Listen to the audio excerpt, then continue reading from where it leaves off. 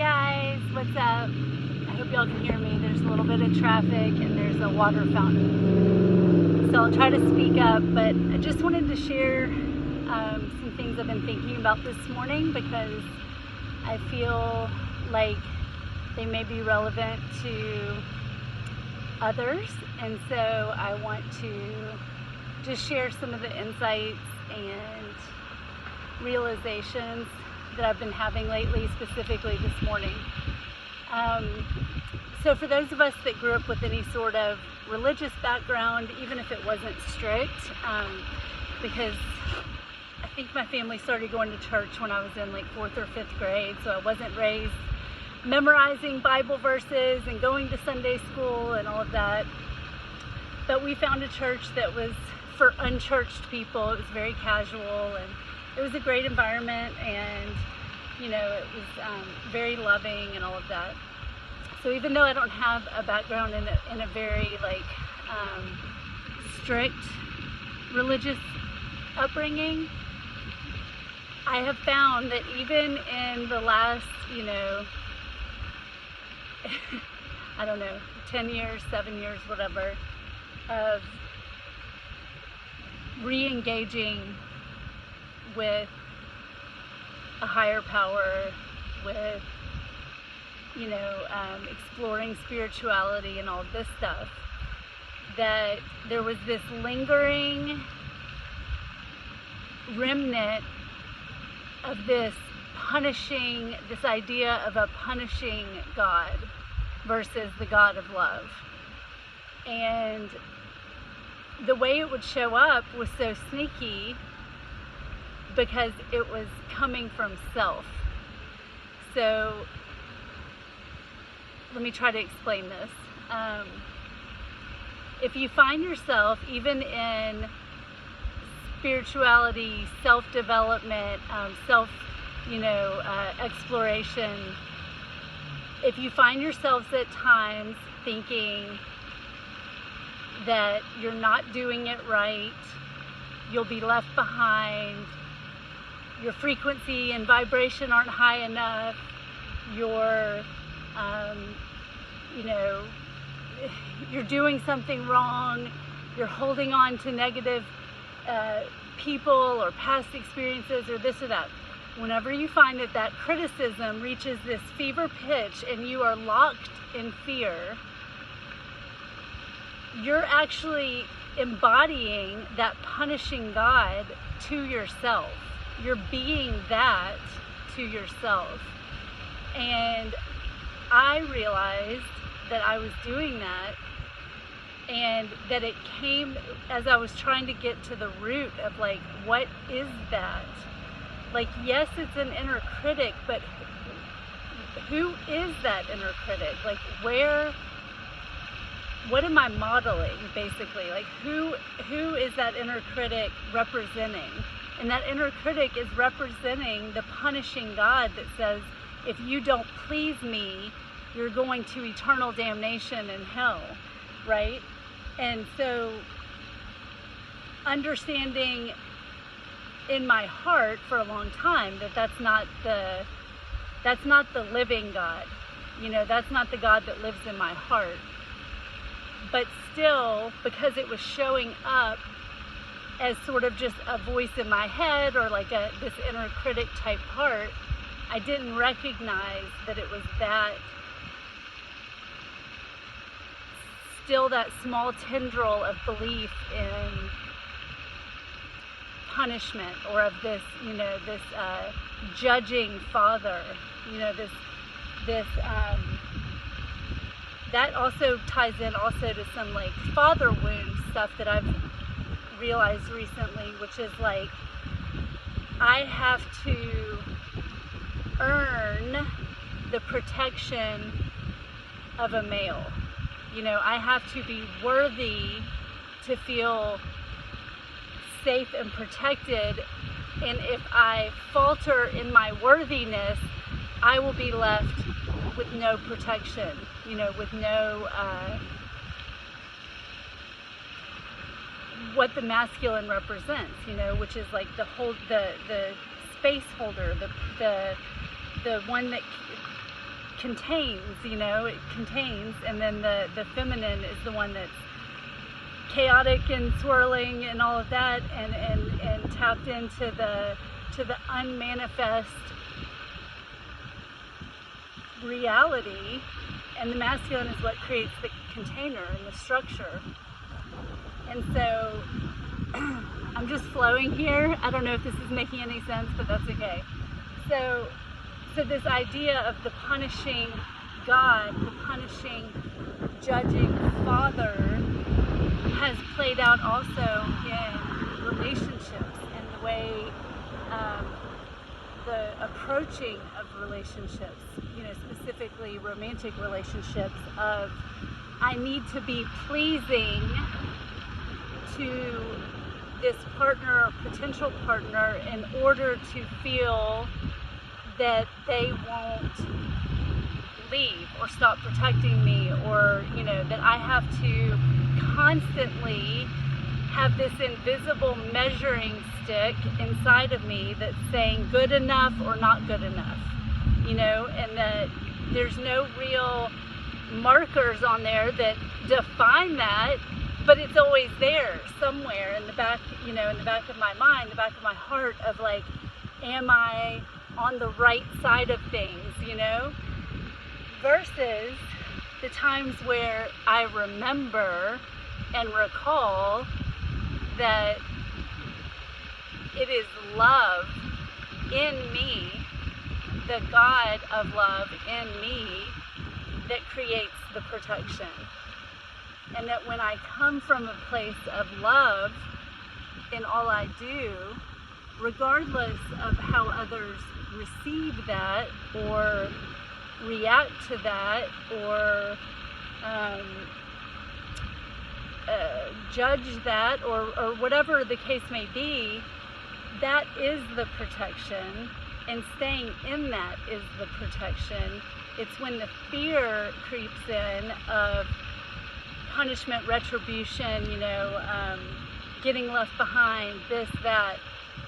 That is the adversary, that is the mental construct that says you always have to live up to some undefined measure of goodness. Because true goodness, we all feel in our heart. It's that Jiminy Cricket, it's our conscience. Let your conscience be your guide. Does this feel shitty, or does this feel loving? First to yourself, and then also to those that you're interacting with, because that can be a gray area if you are coming from a place that feels like you're coming from a place of love, but it's not, you're not doing actions that are actually loving to yourself. That's more of like a false light or a false love. And I know I have found myself there before too, where it's like confusing, because I feel like, well, I'm being loving, and why isn't this love being received in the way I want it to, or why is it not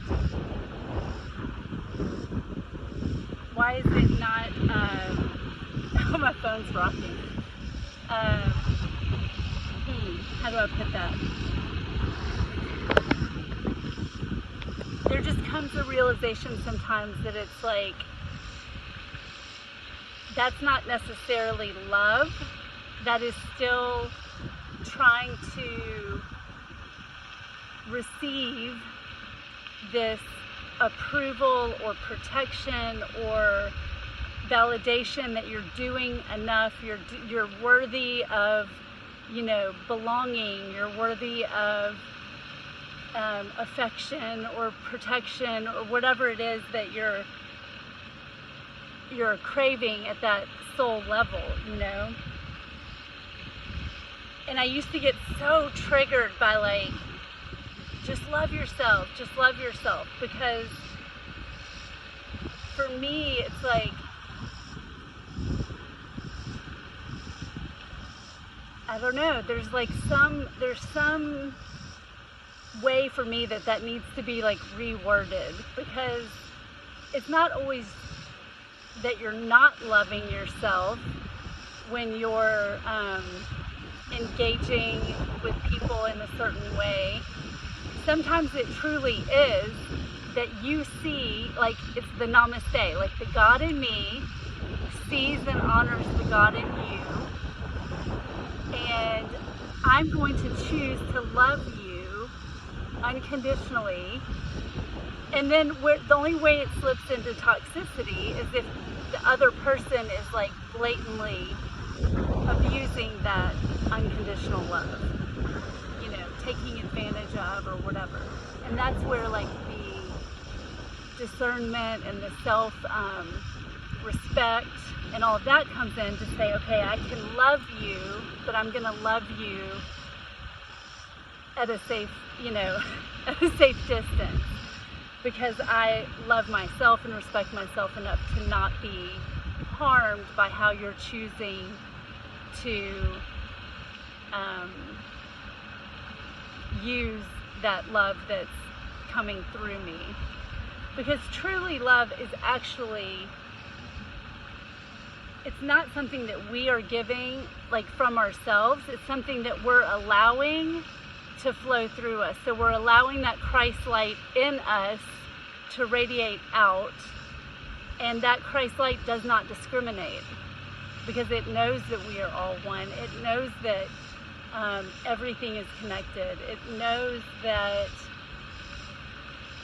in this human experience, we all have a story, we all have pain, we all have suffering, we all have reasons for being the way that we be, you know? And so that loving, that feeling of needing to hold back love or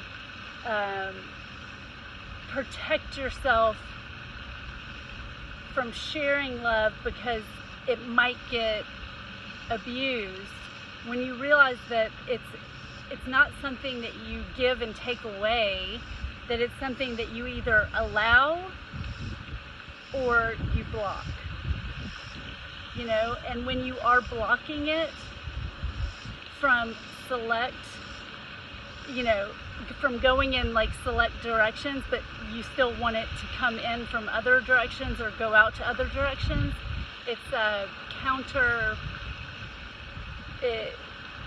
the flow is not there, right? And it's conditional. And so that's not easy, because we do live in this world where evil does exist, you know, not darkness. Darkness is not the same thing as evil, but we do live in a world where evil exists, and where people prey on innocence, and that's evidenced by the absolute horrors that exist in our world right now with child abuse and, you know, ritual sexual abuse and all kinds of things. So because that exists in the world, we do have to be wise. And again, you can be a conduit for that love and send that out into the world, and still have healthy boundaries, and still be okay with saying no and making decisions that show, you know, love for yourself. The reason some of this came up, well, there's multiple reasons, but like the verse popped in my head. And again, I never memorized Bible verses. I haven't read the Bible all the way through, but it was the one about perfect love casts out all fear, because fear is related to punishment in some way or another, you know. And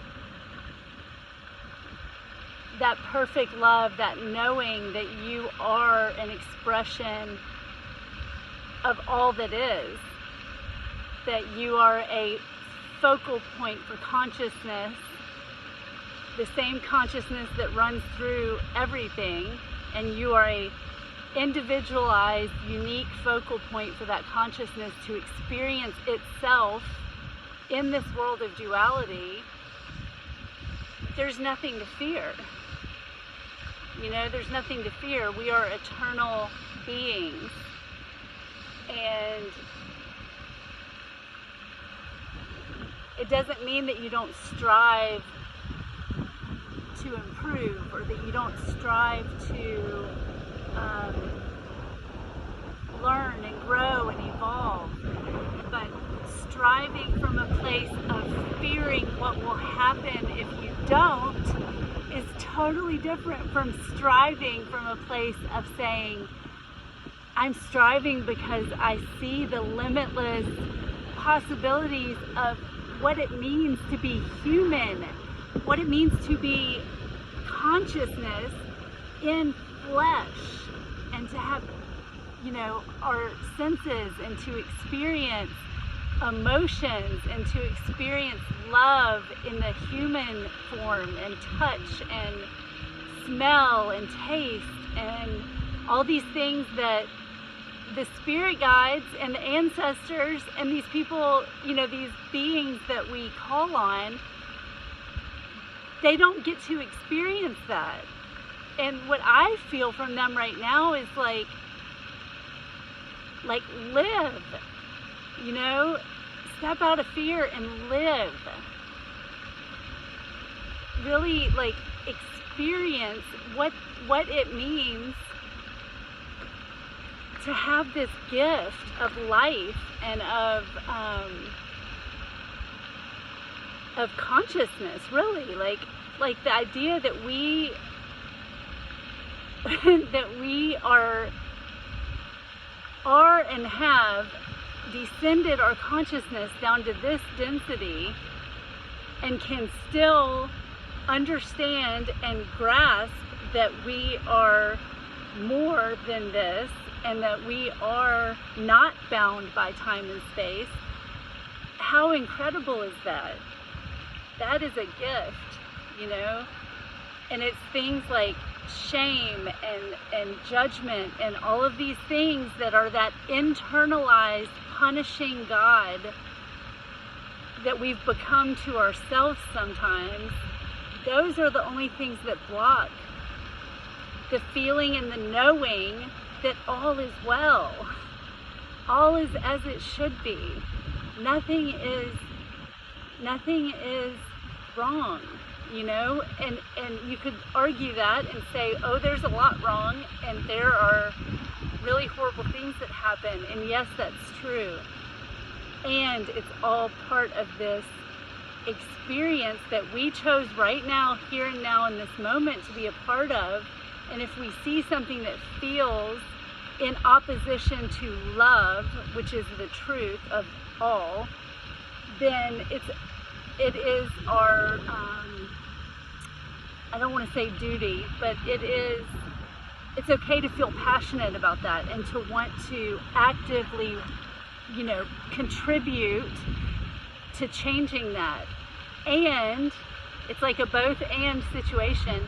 And you can be at peace and accept that there are higher forces, that there is a loving creator who has more understanding and more power than we can conceptualize in our tiny little human brains, and that there is a divine plan, you know, and